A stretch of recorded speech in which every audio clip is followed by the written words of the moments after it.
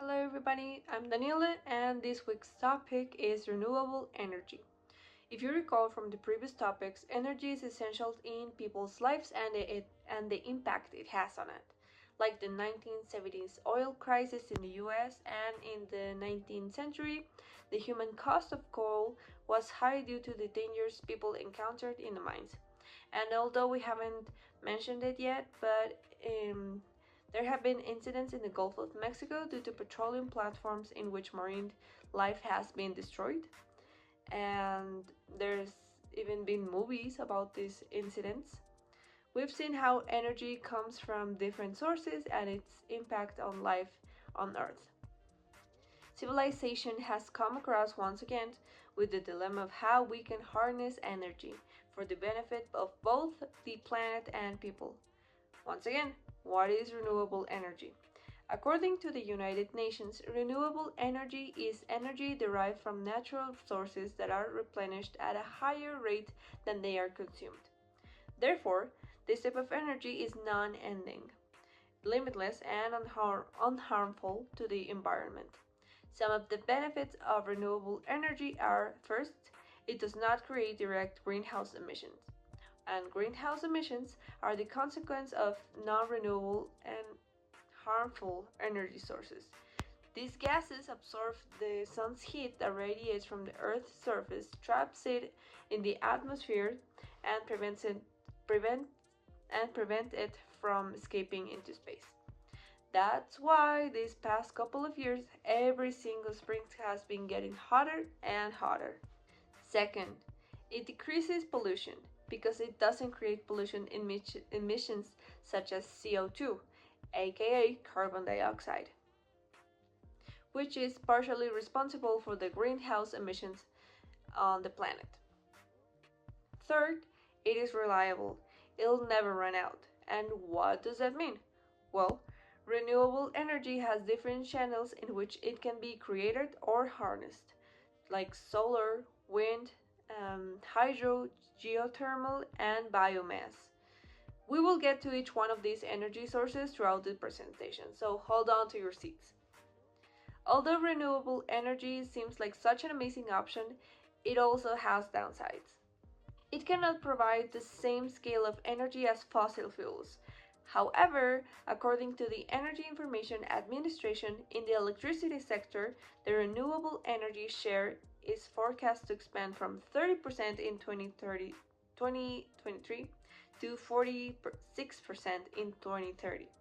Solar and wind make up almost all of this growth. This rapid expansion has a spillover effect, helping decarbonize other sectors in which power is used for industrial processes, heating buildings, and charging electric vehicles. Personally, I'm all in for renewable energy. My generation, Gen Z, is mostly worried about the consequences human satisfaction has on the planet. Being eco-friendly, wearing second-hand clothing, opting for not using disposable cutlery and plastic straws, we haven't really acknowledged how our habits when using energy are affecting the planet. For example, Gen Z spends over 2 hours on a daily basis. They're on their phone over 2 hours. How are these social media servers keeping up with the demand of millions of people? And according to Nicole Camping on Earth.org, there are nearly 3 million data centers in the US alone. And in 2014 report from the US Department of Energy found that together these data centers consume 165 billion gallons of water annually. To put this in context, the World Health Organization estimates that adults need roughly 5 gallons of water a day to meet their basic health and hygiene standards. This means that the annual water usage by data centers in the US could support over 90 million people basic water requirements for 1 year. Again, Gen Z wants to help the environment and still some do not wish to give up their social media for the planet. This is just a reflection on changing habits to help the planet, and Next up, we have hydropower, biomass, and biofuels. This is it from my behalf. Thank you. Hi everyone. Today I'm going to talk about hydropower, one of the oldest and most important sources of renewable energy in the world.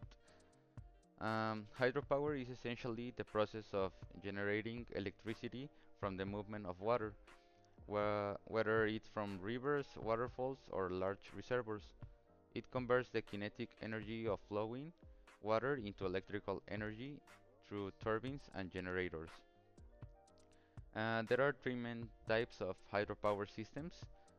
First, we have run-of-river plants, which use the natural flow of a river without creating big reservoirs. These systems are considered more environmentally friendly because they don't flood large areas. Then we have reservoir dams, which store water in large basins and release it when electricity is needed. This gives operators much more control over energy production and is what we see in massive projects like the Three Gorges Dam in China or the Itapu Dam between Brazil and Paraguay, two of the largest in the world. Then finally we got the pump storage, which is like a giant battery. It moves water between two reservoirs at different heights, pumping it uphill when energy demand is low and releasing it downhill to generate electricity when demand rises. This make it a crucial technology for balancing the grid and supporting other renewable sources like solar and wind. Globally, hydropower remains the largest source of renewable electricity. It provides reliable constant energy and plays a major role in helping countries transition toward cleaner energy systems. In fact, it's often used to stabilize power grids because it can quickly adjust its output to match electricity demand. However, while hydropower is renewable, it's not completely impact-free. On the environmental side, dams can disrupt local ecosystems and affect fish migration, especially for species that depends on the free-flowing rivers to reproduce. The creation of large reservoirs can also lead to a decay of vegetation underwater, releasing methane and potent greenhouse gas. A good example of this is the Hoover Dam in the United States. While it's an engineering marvel, it dramatically altered the Colorado River ecosystem. On the social side, the construction of dams often means relocation communities. Entire towns and indigenous groups have been displaced to make room for large reservoirs. Water conflicts can also arise, especially in areas where agriculture, cities, and energy production all complete all compete for the same water resources. Because of these issues, the future of hydropower is moving toward more sustainable and smaller scale solutions. For example, combining floating solar panels with hydro reservoirs allows us to produce more clean energy without building new dams. These hybrid systems reproduce evaporation more efficiency and using uh, infrastructure. And there are also growing focus on micro hydropower systems, which generate electricity for small communities or rural areas without a major environmental disruption. This can especially beneficial in developing regions where extending national power grids is expensive or impractical. In conclusion, hydropower continues to be a pillar of renewable energy. It's clean, reliable, and efficient, but at the same time, we have to recognize its environmental and social trade-offs. And the key moving forward is to innovate, to make hydropower more sustainable, more inclusive, and better integrated with other green technologies. Hi, my name is Alex, and today I'm going to talk about biomass and biofuels. Biomass is one of the oldest and most versatile renewable energy sources. It's made from organic materials such as wood, plants, and even food waste. These materials can produce electricity, heat, and even liquid fuels, while also helping reduce the amount of waste we generate. Unlike fossil fuels, biomass can regrown, which makes it renewable. In the United States, biomass already provides around 5% of total energy, according to the US Energy Information Administration. Biomass energy can be created through different conversion processes. Organic waste is collected from farms, restaurants, and homes, and then sent to a bioreactor for a process called anaerobic digestion. Inside, bacteria break down the waste and produce a gas rich in methane, which can be used for electricity, heating, or as vehicle fuel.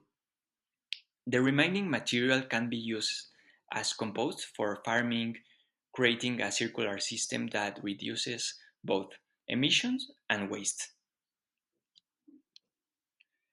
Another important way to use biomass is by producing biofuels. Bioethanol is made from corn or sugarcane, while biodiesel is produced from vegetable oils or animal fats. These fuels can be blended with gasoline or diesel to reduce greenhouse gas emissions. So, in the United States, biofuels play an essential role in the transportation sector.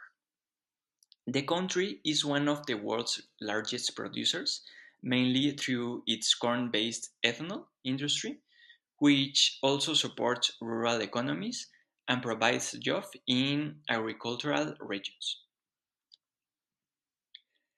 Even with all these benefits, biomass has its challenges. In the US, only about 4% of agricultural land is used for energy crops, since most of it is needed for food. This creates what's known as the food versus fuel debate. So, the real question here is, should we use land to feed people or to produce energy? Most American bioethanol comes from corn, which increases this debate even more. At the same time, the United States is the largest exporter of wood pellets used for bioenergy. If forests are not managed carefully, the growing demand for these pellets can lead to deforestation and loss of biodiversity. So, biomass is renewable, but it's not completely impact free. Traditional biomass like burning wood still causes air pollution and can affect human health. That's why cleaner and more efficient technologies are being developed. For example, elk based biofuels and advanced waste to energy systems.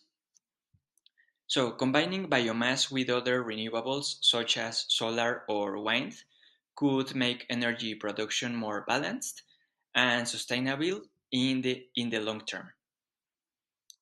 If managed responsibly, biomass can help the United States move toward a circular and sustainable energy future. In my personal opinion, I think biomass and biofuels have great potential, especially in a country like United States, where innovation and agriculture are strong. However, we must find a balance between producing energy and protecting food supplies.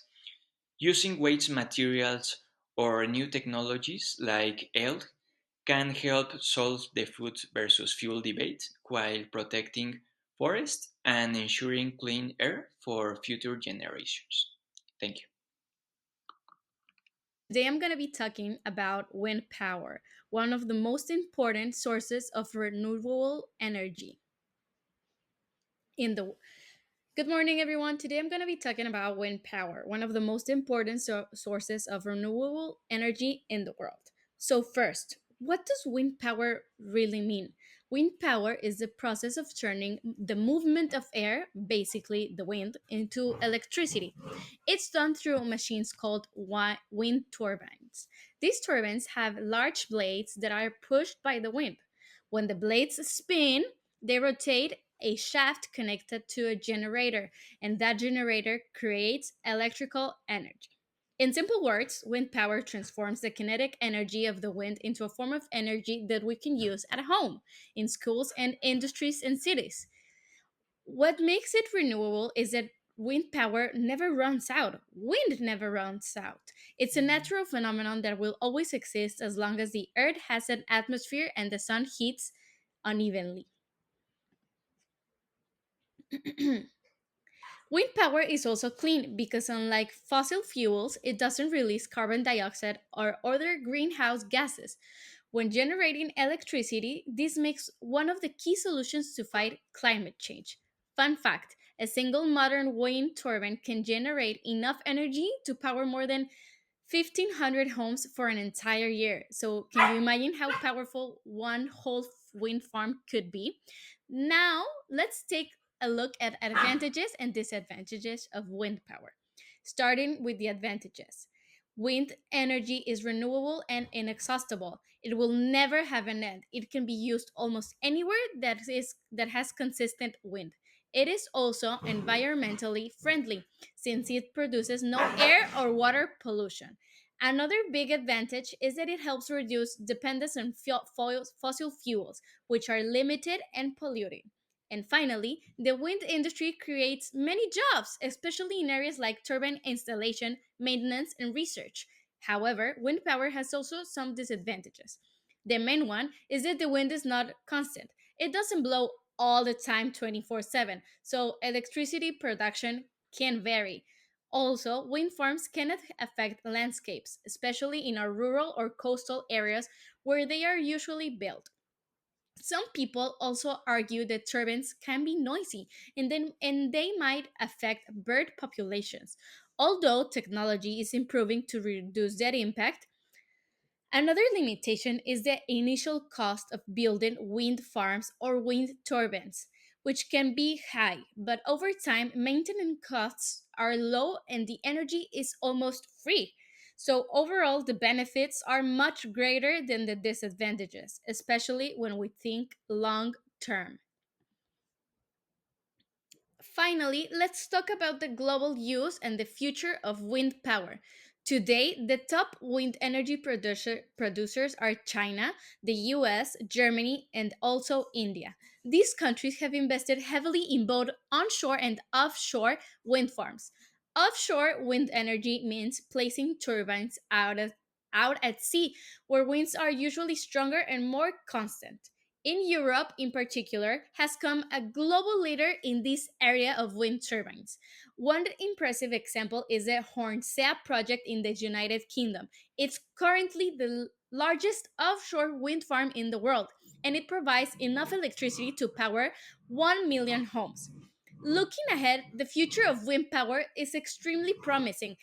According to international energy reports, by 2050, wind energy could supply more than one third of the world's electricity.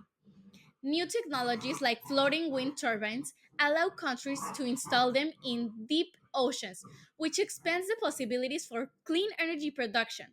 Wind power is growing fast because it's efficient, sustainable, and crucial for reducing Global warming. It also gives countries energy independence, meaning they don't have to rely on important oil or gas. To conclude, wind power is one of the cleanest and most efficient renewable energy sources we have today. It uses a natural element, the wind, to create electricity without damaging the environment. Even though it has some challenges, the progress in technology and the urgent need for a sustainable energy make it a key solution for the future of our planet. Concentrated solar power (CSP) is a technology that allows the generation of solar energy even at night. Unlike traditional photovoltaic panels, which directly convert sunlight into electricity and only work during the day, CSP focuses sunlight using mirrors or lenses to produce intense heat. This heat is transferred to materials capable of retaining very high temperatures, such as molten salts, which act as a thermal storage system. The stored heat can later be used during the night or cloudy periods to produce steam that drives turbines and generates electricity. In this way, CSP can supply continuous and stable energy without depending directly on sunlight at every moment. The main advantage of this system lies in its thermal energy storage capacity, which helps overcome one of the biggest challenges of solar energy. Intermittency is maintaining energy availability after sunset. CSP plants can continue to a more reliable and sustainable electrical grid. However, this technology also faces significant challenge because their installations and maintenance costs are really high, and it must compete with more affordable alternatives such as photovoltaic panels combined with battery storage systems. Moreover, CSP requires large, sunny areas and complex infrastructure. Despite these difficulties, concentrated solar power represents a promising solution for achieving continuous renewable energy generation, specifically in regions with abundant sunlight. If technology improvements continue to reduce costs and increase efficiency, CSP could become a key component in the global transition toward clean and sustainable energy. Thank you. Hello, my name is Carla Gomez, and I'm going to talk about geothermal and tidal energy. Let's start with geothermal energy that comes from the heat inside the earth. By drilling into the ground, we can access this natural heat and convert it into electricity. The process is clean, constant, and renewable because Earth's heat never stops. The United States is actually the world leader in geothermal production, especially in the western part of the country and in Hawaii.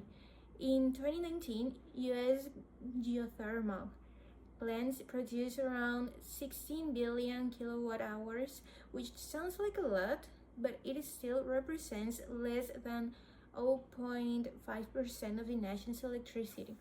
Most of this production takes place in California, Nevada, and Utah, where underground heat is closest to the surface. There are three main types of geothermal plants: dry steam plants, which use natural steam from the ground; flash steam plants, the most common type, which use hot water from underground that turns into steam when pressure drops; and binary cycle plants, which transfer the heat from hot water to another fluid that boils at a lower temperature, allowing generation even in areas with less underground heat. The best thing about geothermal energy is its low environmental impact. It emits very few greenhouse gases and can operate 24 hours a day, unlike solar or wind power. The used water is also reinjected into the earth, making the process sustainable. However, there are still challenges. Geothermal resources are concentrated in specific areas, drilling is expensive, and the initial investment can reach hundreds of millions of dollars. To overcome these barriers, the National Renewable Energy Laboratory in the US is developing new technologies to reduce costs and make geothermal energy more accessible across the country. Some scientists are also working on enhanced geothermal systems, which could allow energy production even in regions without natural geothermal activity. Now let's move on to tidal energy. It uses natural movement of ocean tides caused by the gravitational pull of the moon and the sun to produce electricity. Unlike wind or solar energy, tidal energy is highly predictable. We can calculate the movement of tides centuries in advance, which makes it a very reliable source.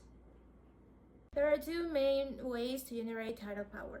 Tidal barrages, which work like dams, they hold water during high tide and release it through turbines during low tide, and underwater turbines, which function like windmills beneath the ocean, spinning with the movement of the tides.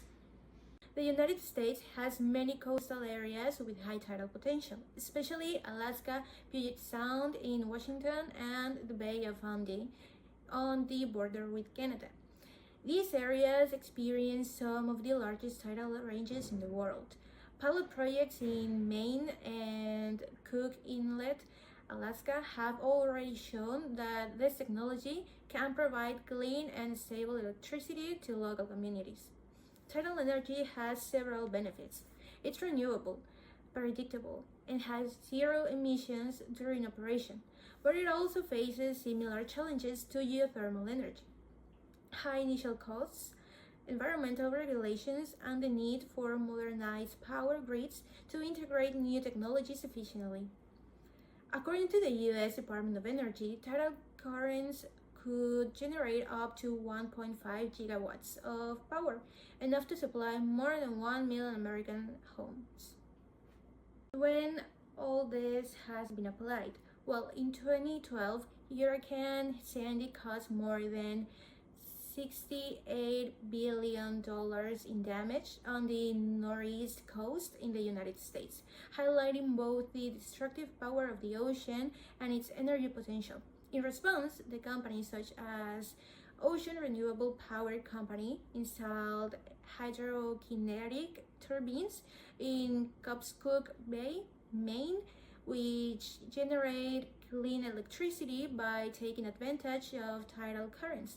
Moving water turns the blades, and an underwater generator converts that kinetic energy into electricity. In my opinion, both geothermal and tidal energy represent more than just technical innovations. They symbolize a new way of thinking about our relationship with nature. These sources remind us that the planet already provides what we need, everything we need. We just have to learn how to use it wisely. I believe the US has both the resources and the responsibility to lead this transformation. Instead of seeing the ocean, the Earth's crust, as distant forces, we could start seeing them as partners in building a sustainable future. In conclusion, US reflects energy independence, technological innovations, and climate resilience.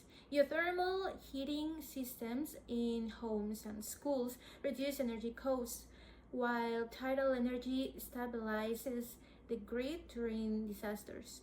By combining geothermal and tidal energy with renewable sources, a hybrid clean energy system can be created. The question is not whether we can achieve it, but whether we will decide to do it, since the sources are available. Thank you very much.